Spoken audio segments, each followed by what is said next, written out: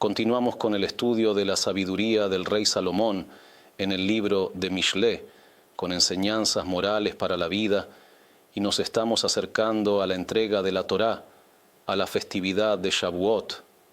Y el rey Salomón nos enseña en el siguiente versículo un principio fundamental: cuán importante es invertir en verdad y confiabilidad, es decir, ser una persona verdadera, ser una persona confiable hacia la esposa, hacia el esposo, hacia el entorno, hacia uno mismo. Hay incluso cosas en las que la persona se engaña a sí misma. Entonces aquí, en el libro de Mishlé, veremos el versículo ¿cuál es la parábola? Y luego pasaremos al significado. En la parábola dice el rey Salomón con su lenguaje particular: Yafiach emuná, Yagid tzedek. Yafiach es una persona que sopla con la boca. Eso es aire que mueve con facilidad cosas livianas alrededor. Tú soplas sobre ellas y se mueven. Una persona que Yafiach emuná, es decir, cuyo habla es confiable. La palabra emuná tiene dos significados. Uno es la fe en sentido social, esa es la parábola.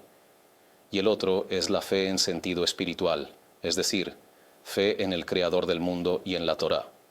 Veamos primero la parte simple, la de la vida cotidiana, que ya de por sí es verdadera y correcta, y después pasaremos al sentido espiritual. Entonces, por ejemplo, dice el rey Salomón, una persona que se acostumbra a hablar siempre con la verdad, es decir, nunca lo atraparás en una mentira, es una persona muy recta, muy íntegra. Eso se llama Yafiach emuná, que sus palabras livianas, como el aire que sale de su boca, siempre son precisas. Las personas que no son precisas en sus palabras, que suelen mentir, cuando quieren convencer a otros, planean sus palabras para no ser descubiertos, para engañar a las personas. Pero alguien que es verdadero en su interior, limpio de corazón, entonces Yafiach emuná, sus palabras fluyen. Su habla natural es un habla confiable, porque dice lo que tiene en el corazón. Eso es lo que expresa, no miente, no dice una cosa y luego otra. Una persona así, Yafiach emuná. Su habla fluida es un habla de confiabilidad. En hebreo existe dibur, habla, amirá, decir, y agadá, relato. Y cada palabra tiene su significado, aunque parezcan sinónimos. En hebreo no hay dos palabras que sean idénticas, es decir, incluso cuando habla de asuntos serios, la gente sabe que tiene razón en lo que dice, que hay justicia en ello. Por ejemplo, a veces se toma una decisión sobre un tema muy importante. Hay palabras que no importan mucho. Dijo así, dijo de otra manera, no importa. Pero hay situaciones en las que sus palabras determinan algo, como alguien que viene a testificar ante un tribunal o una corte rabínica y da testimonio. Si la persona es conocida por ser recta y verdadera, sus palabras son aceptadas como palabras de justicia, porque saben que es una persona confiable, que se puede confiar en cada palabra suya. En cambio, el lado opuesto es una persona que acostumbra a engañar. Si no se le cree ni en asuntos simples, con mayor razón no se le cree en asuntos importantes como testificar. Se lo considera un testigo falso. Su testimonio es falso, no es serio. En otras palabras, dice el rey Salomón, cada persona debe entrenarse en ser una persona verdadera, más allá del valor intrínseco de la verdad, como dice la Torá, de una palabra falsa te alejarás.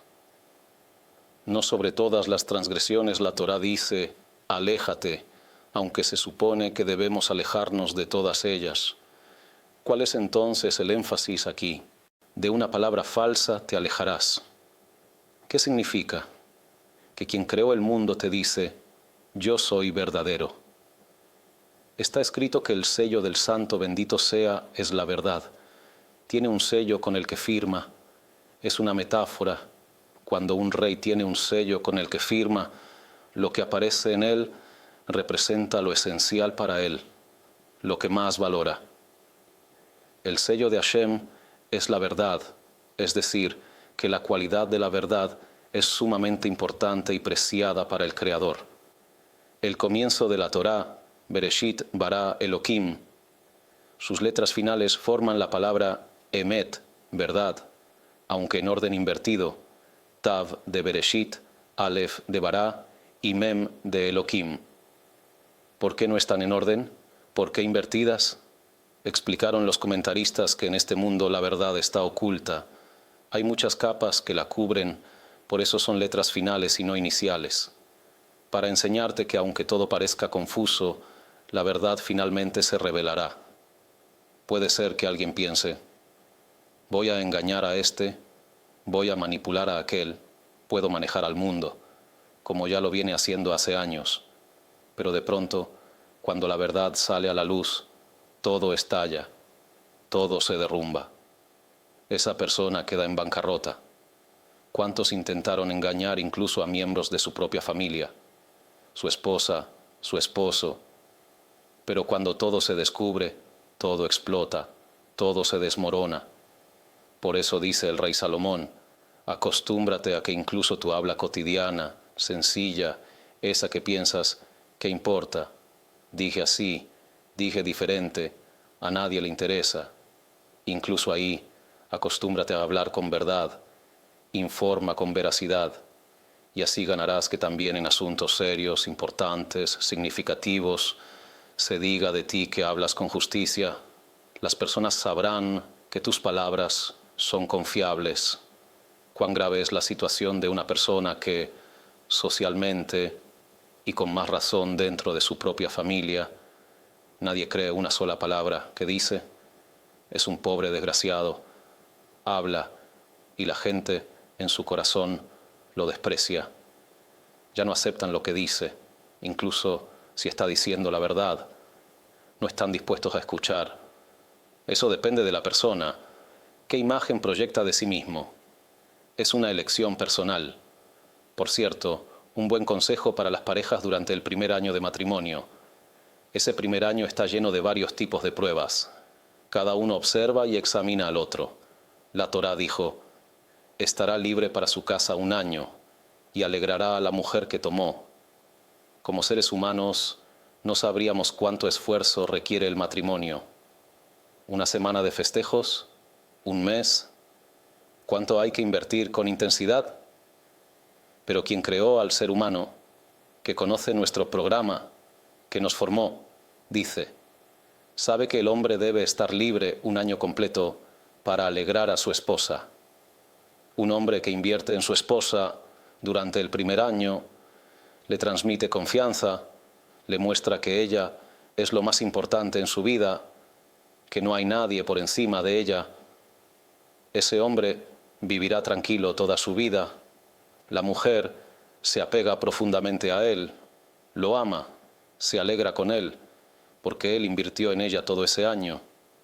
Pero hay parejas que en ese primer año, y esto es muy común, los muchachos se casan y les cuesta aceptar que ya no son solteros. Viven como solteros. Llegan tarde a casa. La esposa espera. 15 minutos, media hora, una hora. Llama. ¿Dónde estás? Estoy con amigos. Y cuando ella se molesta y se hiere, él regresa enojado. ¿Qué tanto haces de esto? No. En el primer año, entrégate por completo a tu esposa. Ella está por encima de todos. Más aún, si un hombre habla con su madre cuando ella lo llama, a veces el hombre está de mal humor en casa y así se muestra ante su esposa. Pero cuando su madre lo llama, su tono de voz cambia, se vuelve alegre, sonriente. Eso es un gran error. Obsérvate. Si hablas con alegría con tu madre, habla con alegría también con tu esposa.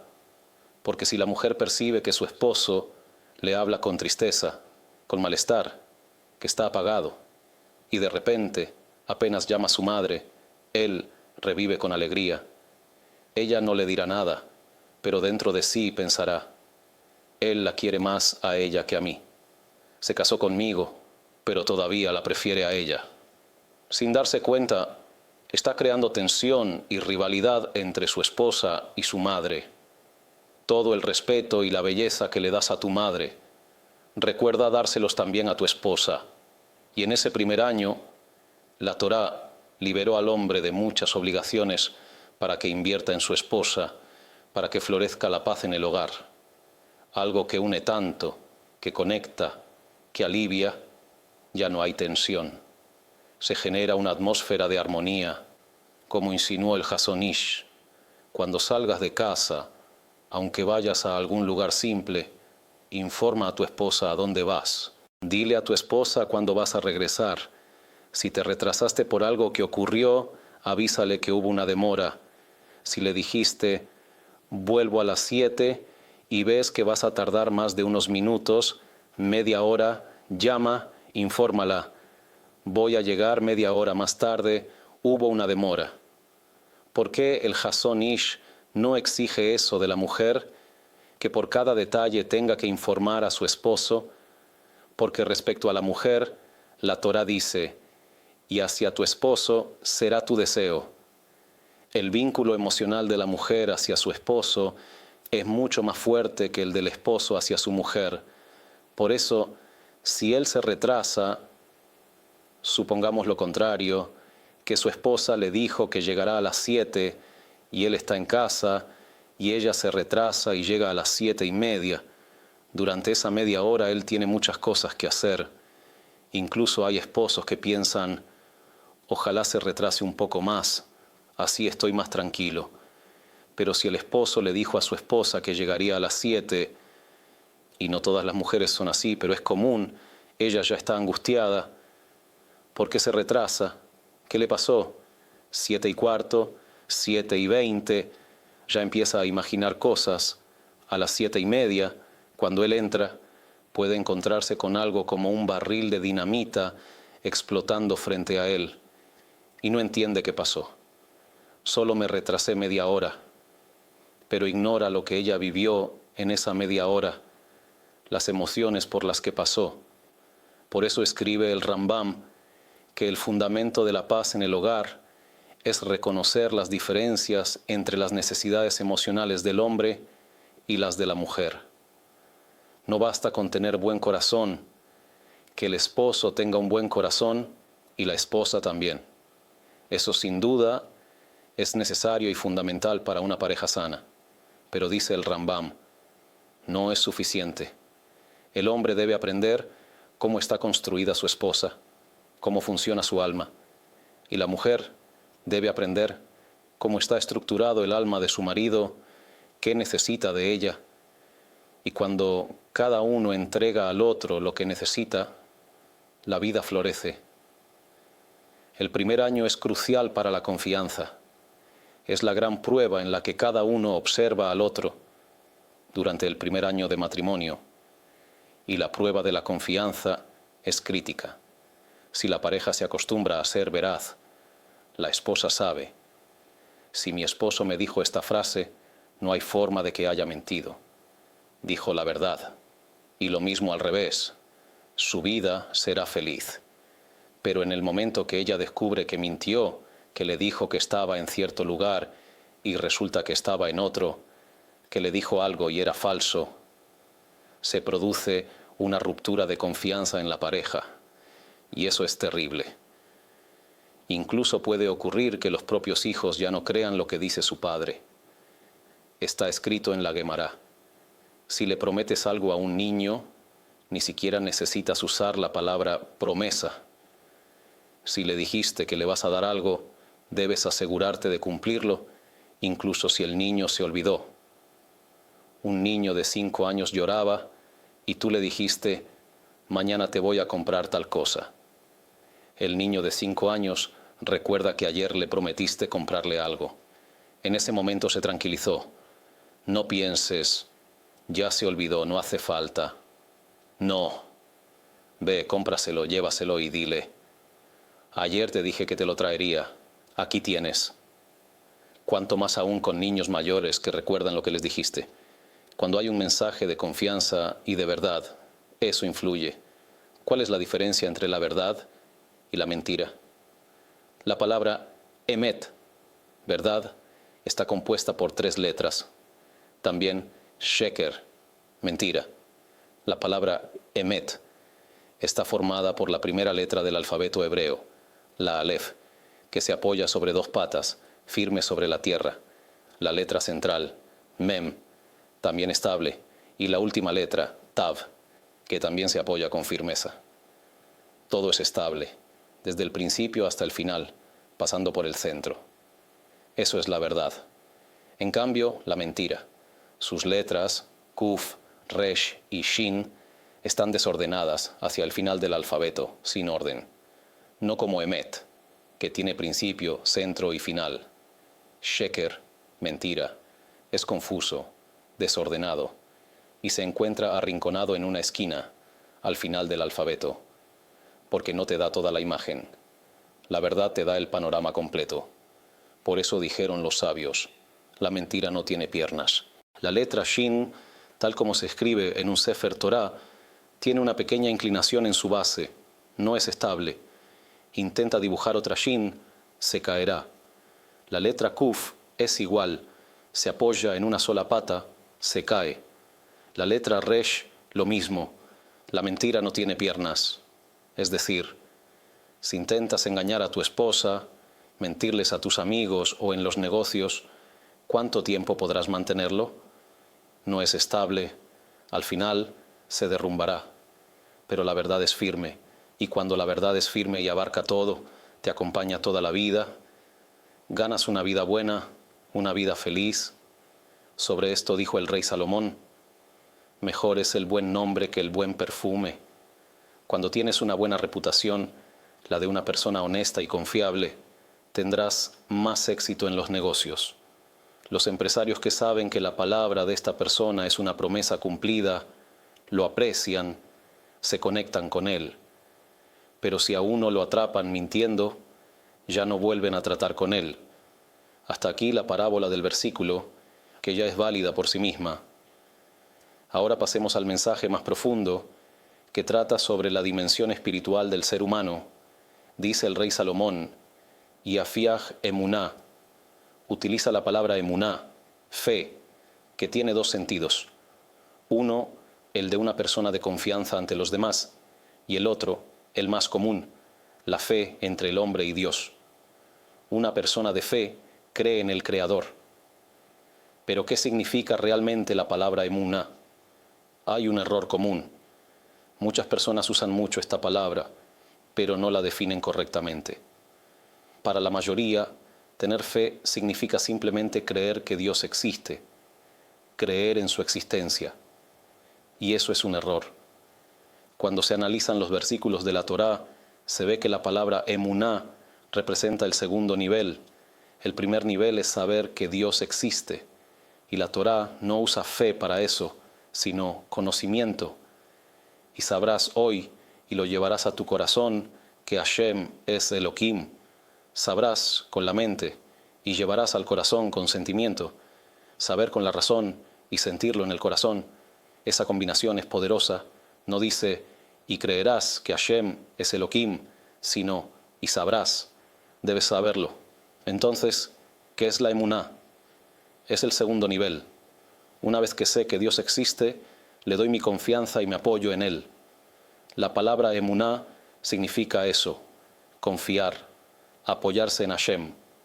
Que Dios existe, lo ve cualquiera que observe con atención el cuerpo humano y las maravillas de la creación.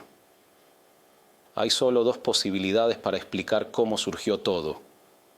O alguien lo diseñó y lo creó, claramente no un ser humano que no tiene ese poder, o todo surgió por casualidad, espontáneamente.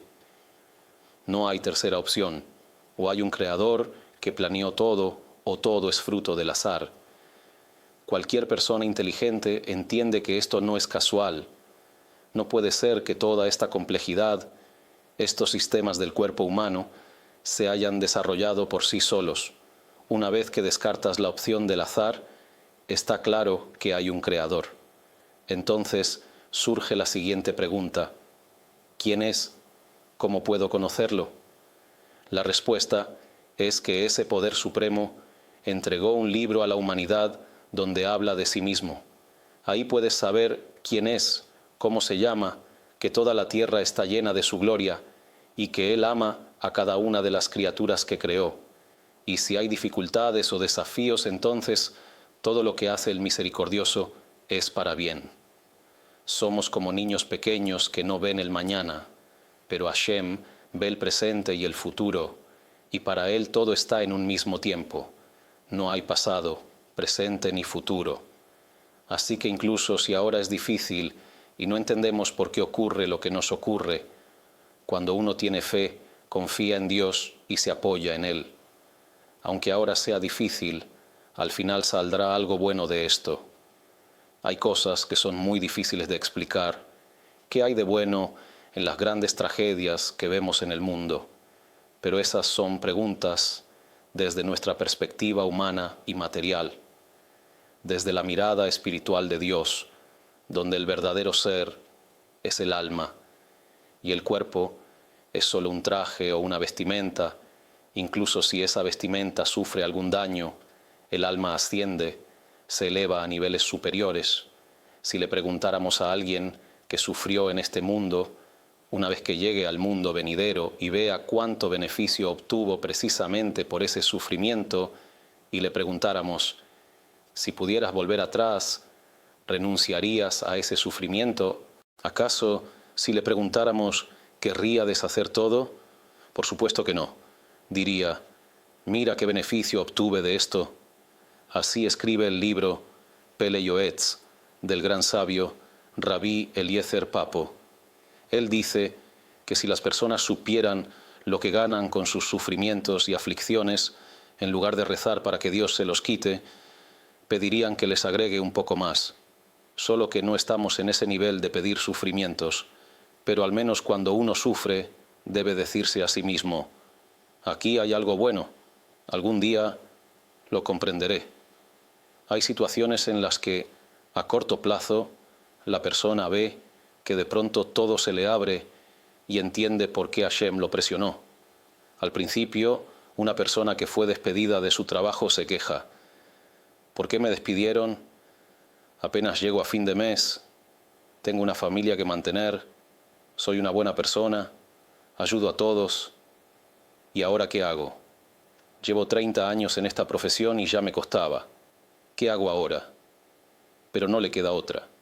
Busca trabajo y de repente encuentra uno con un sueldo doble y condiciones mucho mejores.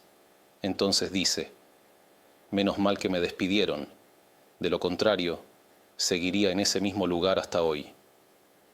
Pero la verdadera grandeza no es cuando ya se ve la solución y entonces uno dice, ahora entiendo que todo fue para bien, sino en los momentos de dificultad, cuando la persona no entiende por qué le ocurre eso.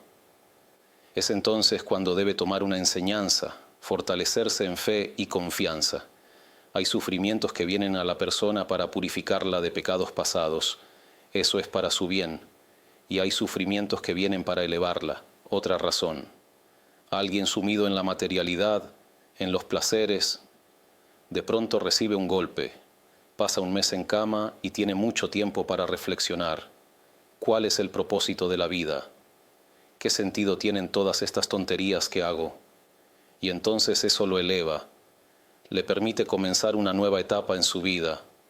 Así resulta que ese sufrimiento le hizo bien, subió un nivel, avanzó en lo que realmente importa, en su aspecto espiritual. La estructura interior que una persona puede construir en su mente al convertirse en una persona de fe es un edificio de 4 pisos. El cuarto piso es la alegría de vivir.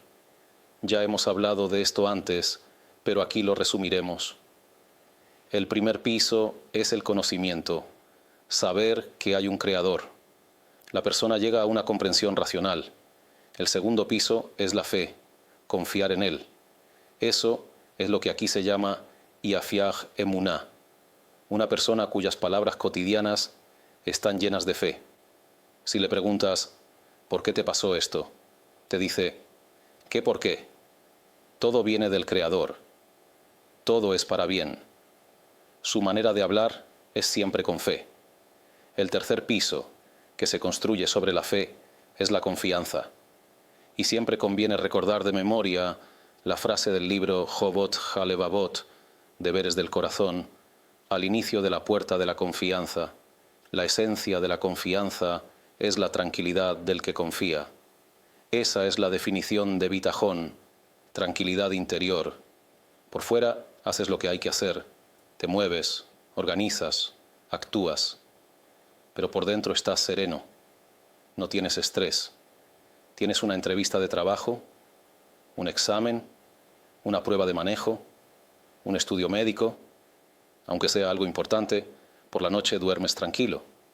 Pero ¿cómo puedes dormir? ¿Quién sabe qué va a pasar mañana? Jobot Halevavot dice: la esencia de la confianza es la tranquilidad del que confía.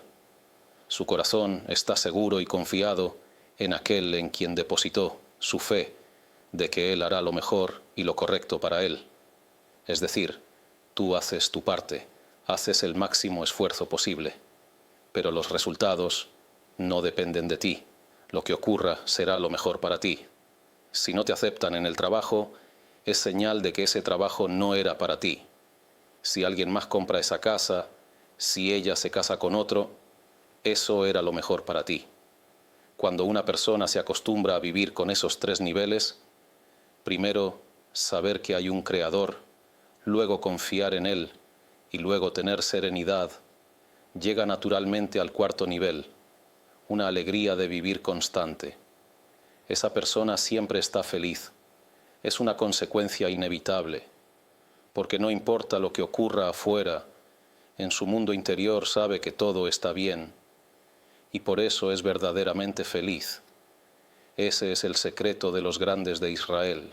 Incluso personas simples de generaciones pasadas, que uno las veía llenas siempre de alegría de vivir, plenas, a pesar de dificultades económicas, desafíos, sufrimientos, estaban siempre felices, porque la fortaleza que otorgan la fe y la confianza es un nivel maravilloso.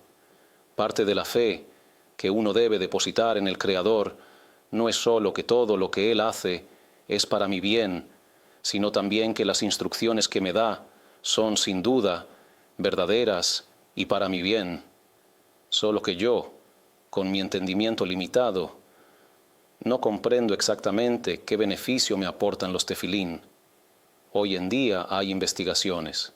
En el libro Hamahapaj presentamos imágenes de aura que se ven exactamente como dijeron los sabios de la Kabbalah, que los tefilín, por comparación, son como una antena que capta luz divina y la canaliza al alma de la persona hacia el cerebro, el centro del pensamiento, y sobre el brazo, en el músculo, se baja la mano y los tefilín quedan justo frente al corazón. Eso proyecta hacia el interior del corazón. En el pasado no se conocía el concepto de radiación, no se entendía el término. Se creía que lo que se ve existe y lo que no se ve no existe. Y cuando los sabios de la Kabbalah decían que los tefilín irradian luz al alma, al cerebro y al corazón, quien tenía fe lo aceptaba, y quien no, decía: ¿qué son esas cosas? Hoy es mucho más fácil entenderlo. Sabemos que existen conceptos como radiación, influencia energética, y en esas cámaras que miden el aura se ve que el color del aura cambia cuando una persona se pone tefilín. El investigador que analizó esto probó también con tefilín defectuosos, y resultó que cuando la persona usaba tefilín no válidos, el color de su aura no cambiaba. Con eso demostró que no se trataba de una cuestión psicológica, del tipo, como me pongo tefilín, entonces me influye emocionalmente, porque personas que no sabían que los tefilín estaban defectuosos se los pusieron y su aura no cambió. Eso significa que el dispositivo no funcionó, el motor no estaba activo. Cuando una persona confía en el Creador, sabe que cada mitzvah que Él le dio fue para su bien. Hay preceptos cuyo sentido es comprensible. El mundo será construido con bondad. Todos entienden que cuando hay bondad entre las personas, todo florece. Por eso muchos se conectan fácilmente con los preceptos entre el hombre y su prójimo. Pero la definición de una persona verdaderamente justa es alguien que se esfuerza por ser bueno, íntegro y recto, tanto en los preceptos entre el hombre y su prójimo, como en los que hay entre el hombre y Dios, como el Shabbat, los tefilín, la vigilancia visual, el mikvé, la santidad, el recato. Son cosas que son la voluntad divina y también se ve en la realidad. Hashem le da otra calidad de vida a quien realmente sigue su camino. No se trata de alguien que se viste como religioso, pero actúa de otro modo, sino de alguien que vive auténticamente según la Torá. Su calidad de vida es de un nivel inconcebible, su alegría de vivir, su bienestar, su entorno. En él se ve un ejemplo de guía divina genuina, y uno se apega a eso. No nacimos ángeles, pero trabajamos nuestras cualidades, nos corregimos, cambiamos, hasta alcanzar la perfección espiritual. Una de las cosas que la persona debe tener con honestidad hacia sí misma es lo que define aquí el rey Salomón como alguien que infunde fe, es decir, alguien cuyas palabras habituales están llenas de fe. Hay 3 fundamentos que cada persona debe sembrar en su corazón, y entonces su fe será firme. El primero es la existencia del Creador. Saber que hay un Dios en el mundo, saberlo de manera lógica, racional, saber que Él no tiene cuerpo ni forma física, que su gloria llena toda la tierra, y cuando me cuesta y le hablo, no le estoy hablando al aire. Sé que Él está aquí, que me escucha y que todo lo puede. No siempre dirá sí a lo que le pida, como un padre que no siempre acepta lo que su hijo le pide. Él evaluará si es bueno o no, pero tú pide. Tu tarea es pedir. Eso es lo que te conecta con el Creador. El segundo fundamento es que la Torá proviene del cielo, es decir, que el rollo de la Torá con sus mitzvot, que el pueblo de Israel se pone de pie en honor cuando se saca el rollo del arca, que si se cae un Sefer Torá, todos los presentes ayunan un día entero, que se besa, se abraza. Cuando hay una ceremonia de ingreso de un nuevo rollo, se baila con él, porque se sabe que no es un libro común, no es una redacción humana, es un libro divino que Dios dictó a Moshe Rabenu, y Moshe escribió cada palabra. ¿Cuántos secretos hay en él? Lo que revela el Zohar HaKadosh, escrito por Rabbi Shimon Bar Yochai, sobre los secretos celestiales contenidos en la Torá. Cuando alguien estudia un poco de esos secretos, ya no necesita pruebas de que la Torá viene del cielo. Lo ve, lo siente, percibe cuán verdadera es esta Torá, pero también existen mecanismos de verificación. Una persona puede, incluso sin adentrarse aún en la profundidad de la Torá, descubrir que la entrega de la Torá en el monte Sinaí fue un evento histórico real que nadie pudo haber insertado en la historia si no hubiera ocurrido realmente. ¿Qué dice la Torá sobre el gran evento en el monte Sinaí? Son hechos que recibimos de nuestros padres y ellos de los suyos hasta aquel mismo día. Tenemos toda la cadena de transmisión. En el libro Viaje hacia la Verdad, dediqué un capítulo entero a los nombres de todos los grandes sabios de cada generación. Tenemos la línea ininterrumpida desde Moshe Rabenu hasta el rabino Ovadia Yosef. Él fue el gran líder espiritual de su generación, escribió libros como estos, enseñó con fechas, nombres, lugares donde vivieron, toda la cadena histórica hasta nuestros días. Es decir, nadie puede decir que alguien se lo inventó en medio de la historia. Hace 500 años ya existía el Shulchan Aruch, compilado por Rabbi Yosef Karo. Hace 1000 años estaban el Rambam, Rashi, los Balei y Atosafot. Hace 1500 años, los sabios del Talmud. Hace 2000 años, los sabios de la Mishnah. Así puedes retroceder, el rey Salomón, el rey David. Toda la historia y la arqueología lo confirman, incluso desde la tierra misma. Nadie puede decir que alguien inventó este libro. ¿Y qué dice ese libro sobre el monte Sinaí?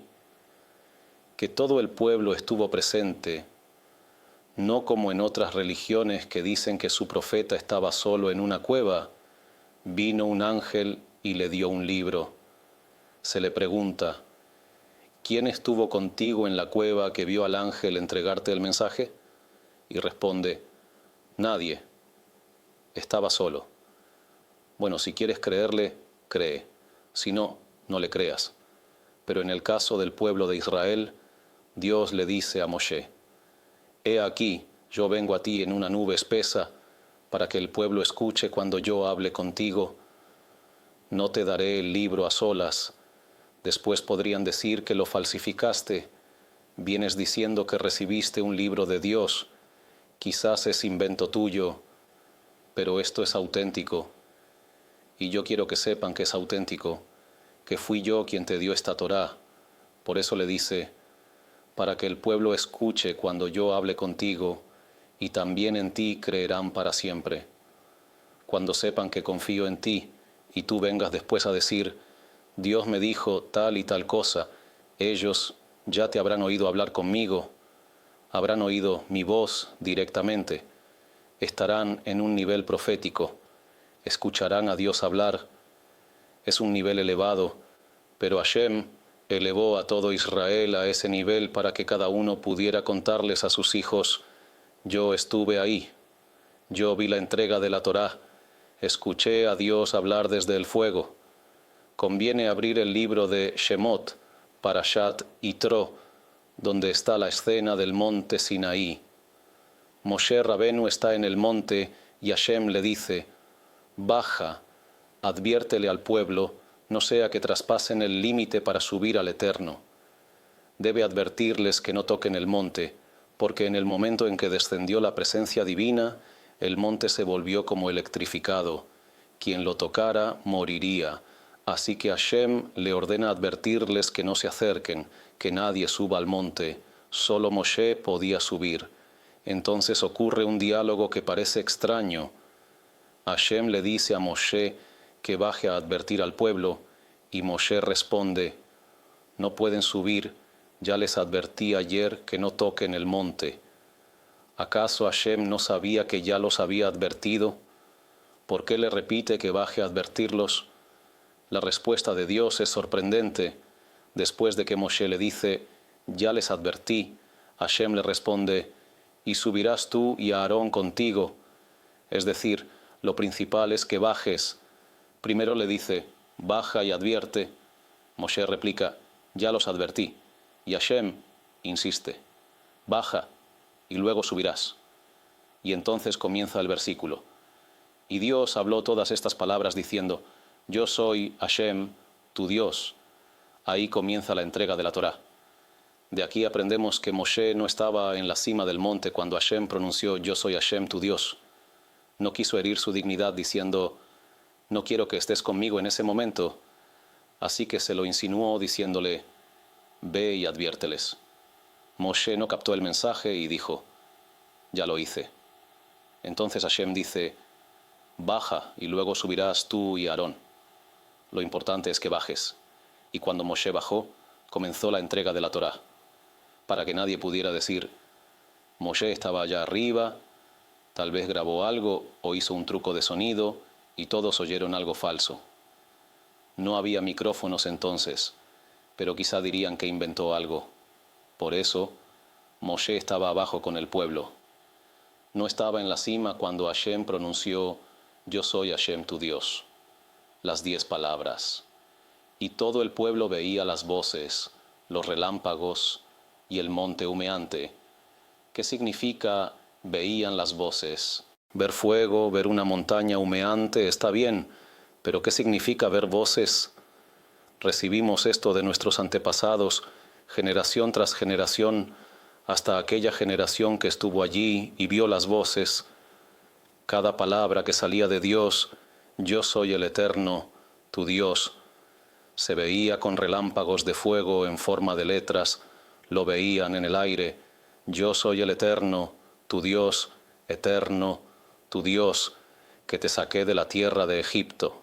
Aquel momento fue un evento tan impresionante que está escrito que la entrega de la Torá fue como una imposición, no una imposición con amenaza de muerte.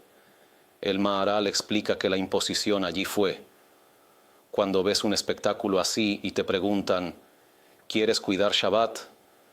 ¿Acaso hay posibilidad de decir que no? ¿Qué? Lo que diga Dios, eso haremos. Cuando presencias un evento tan grandioso, ¿cómo se puede rehusar? Eso es lo que ocurrió. Nuestros sabios dijeron: forzó sobre ellos el monte como un tonel. Es decir, el evento de Sinaí fue como una imposición, porque no podían negarse frente a tal manifestación. Pero fue algo verdadero.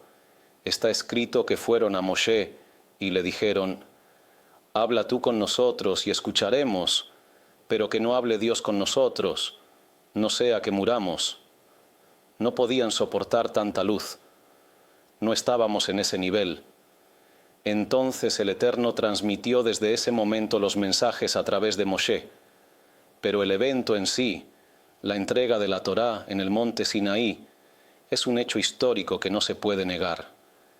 La Torá misma contiene mecanismos de prueba, profecías cumplidas, códigos ocultos, información científica.